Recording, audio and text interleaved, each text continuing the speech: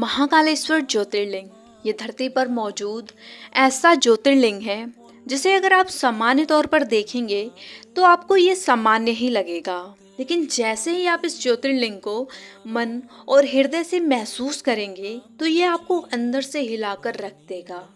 जी हाँ, ये सच है।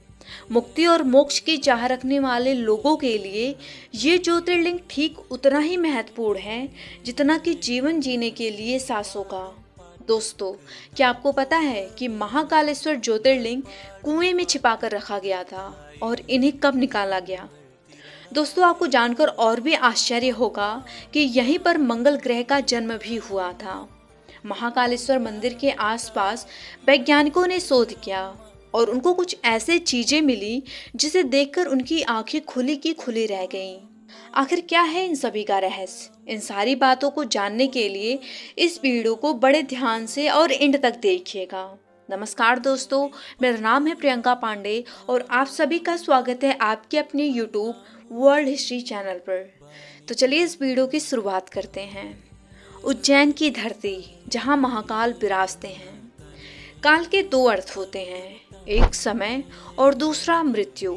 महाकाल को महाकालेश्वर इसलिए कहा जाता है कि प्राचीन समय से ही यहीं पर संपूर्ण विश्व का मानक समय निर्धारित होता था, इसलिए इस ज्योतिर्लिंग का नाम महाकालेश्वर रखा गया। 12 ज्योतिर्लिंगों में से महाकाल ही एकमात्र सर्वोत्तम शिवलिंग है। कहते हैं कि आकाश में तारक शिवलिंग, पाताल में हाटकेश्वर शिवलिंग और पृथ्वी पर महाकालेश्वर ही माने शिवलिंग हैं। उज्जैन में महाकाल के प्रकट होने से जुड़ी एक कथा भी है। दरअसल दूसर नामक असुर से प्रांत के लोगों की रक्षा करने के लिए महाकाल यहाँ पर प्रकट हुए थे। फिर जब दूसर का वध करने के बाद भक्तों ने शिवजी से उज्जैन में वास करने की प्रार्थना की तो भगवान शिव ने महाकालेश्वर ज्योतिर्लिंग के रूप में यहाँ पर प्रकट हो गए। महाकालेश्वर मंदिर में हर सुबह महाकाल की भस्म आरती करके उनका श्रृंगार किया जाता है और उन्हें ऐसे ही जगाया जाता है। इसके लिए बरसों पहले शमशान से भस्म लाने की परंपरा थी। हालांकि पिछले कुछ बरसों से अब कपिला गाय के गोबर से बने कंडे, समी, पीपल, पलास, वर, अमलतास और बेर की लकड़ियों को जला करके तैयार की गई जो भस्म होती है उसको कपड़े से छानने के बाद अब वो इसको इस्तेमाल किया जाता है। केवल उज्जैन में ही आपको यह आरती देखने का सुनहरा अवसर प्राप्त होता है। दरअसल भस्म को सृष्टि का सार माना जाता है, इसलिए प्रभु हमेशा इसे धारण किए रहते हैं। यहाँ के नियमानुसार महिलाओं को आरती के समय घूंघट करना पड़ता है। दरअसल महिलाएं इस आरती को नहीं देख सकती हैं। इसके साथ ही आरती के समय पुजारी भी मात्र एक धोती में आरती करते हैं। अन्य किसी प्रकार की वस्त्र को धारण करने की मनाही है यहाँ पर।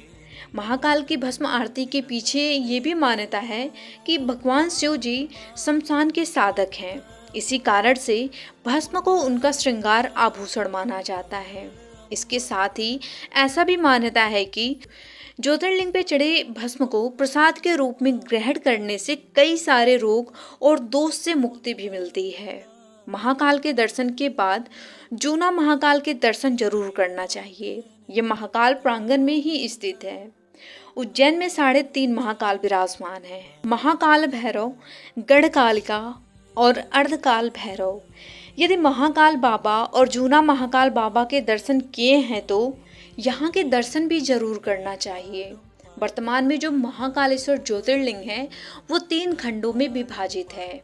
निचले खंड में महाकालेश्वर, मध्य खंड में ओमकारेश्वर और ऊपरी खंड में नागचंद्रेश्वर मंदिर है।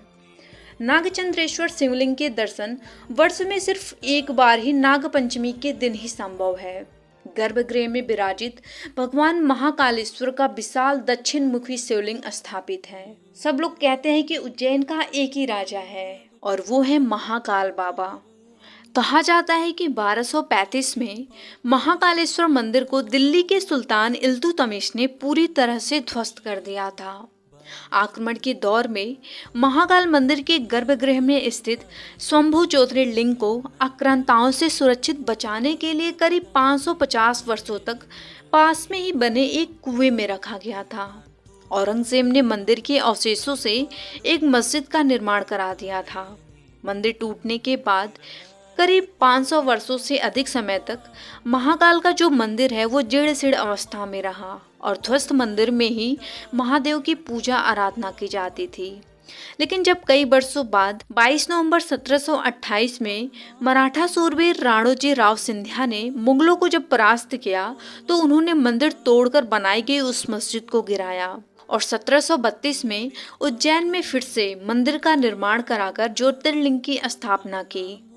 राणोजी ने ही बाबा महाकाल ज्योतिर्लिंग को कोटि तीर्थ कुंड से बाहर निकलवाया था और महाकाल मंदिर का पुनः निर्माण करवाया था। इसके बाद राणोजी ने ही 500 वर्ष से बंद सिंहस्थ आयोजन को भी दोबारा शुरू किया।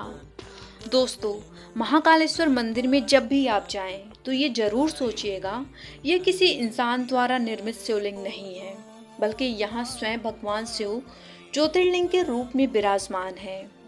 ये स्वयं शिव हैं जो काल को भी अपने नियंत्रण में रखते हैं। ये भाव लेकर जब आप महाकाल के दर्शन करेंगे तो देखिएगा कि आपके अंदर एक अलग ही तरह की ऊर्जा का संचार होगा। तो गाइस, ये थे महाकाल के बारे में कुछ रोचक जानकारी। वीडियो अच्छी लगी हो तो लाइक एंड सब्सक्राइब जरूर करें। मिलती हूँ आपसे अगले वीडियो में, तब तक के लिए धन्यवाद। जय महाकाल।